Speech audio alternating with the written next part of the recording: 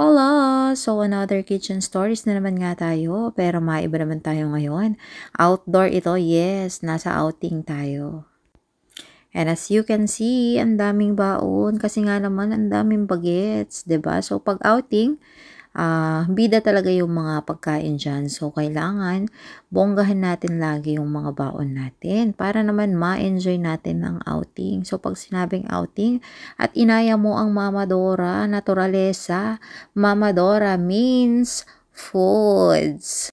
Ewan ko, pero isa sa mga naging goal ko sa buhay talaga, kahit nung hirap pa sa buhay or salat pa sa mga pangangailangan, napapansin ko naman hindi naman ako nagtitipid sa foods. Talagang bigay todo naman ako pagdating sa foods. Kasi nga, ang motto ko is magtipid ka na sa ibang bagay, wag lang sa pagkain. Kasi nga naman tayong mga Pilipino, hindi kompleto yung mga gatherings natin kung boring yung foods. That's why, matagal ko na ding practice. Talagang kahit nung simple pa ang buhay, kahit nung hindi pa ganun kaalwan, talagang kapag namalengke naman, talagang yung budget, talagang iaano mo yan eh. 'Di ba? Ibibili mo talaga yan ng makasasapat para dun sa mga kakain. And also, yan nga, dahil Ilocano tayo, hindi mawawala yung mga gulay-gulay.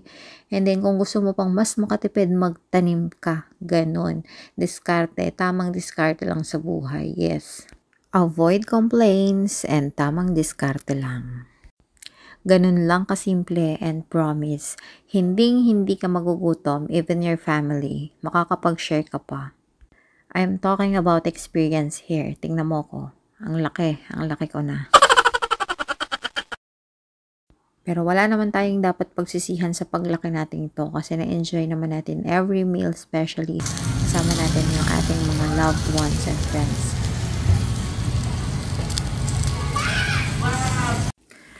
Oh, dinatakam ka, 'di ba? Nakakatakam nga naman kasi yung mga hinanda ni Mama Dora dyan. At syempre, alam ko naman kung anong part yung inaabangan nyo sa video na to.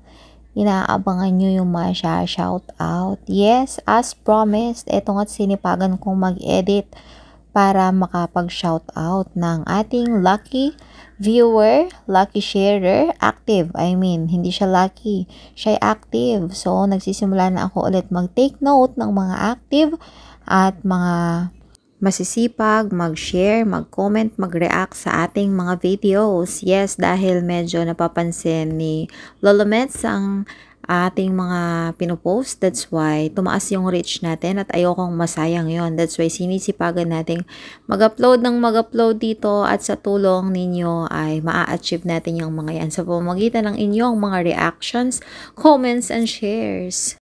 Anyway, hola! Shout out sa'yo, Chekilu Maghinay Flores. Ayan, mag-PM ka na ng iyong GCash number dito sa ating page at makakatanggap ka ng pang 1 kilong bigas, chares. So, yan lang muna. Bumaba yung ating mga pa-GCash dahil marami-rami ito.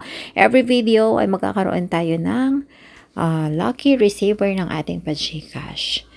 That's all po muna. Paabang sa ating mga next videos. Hanapin ang names para matanggap mo ang biyayang nakalaan para sa'yo. So yan, sipagan ninyo ang inyong pag-engage sa ating mga videos. Again, thank you so much for participating. Thank you.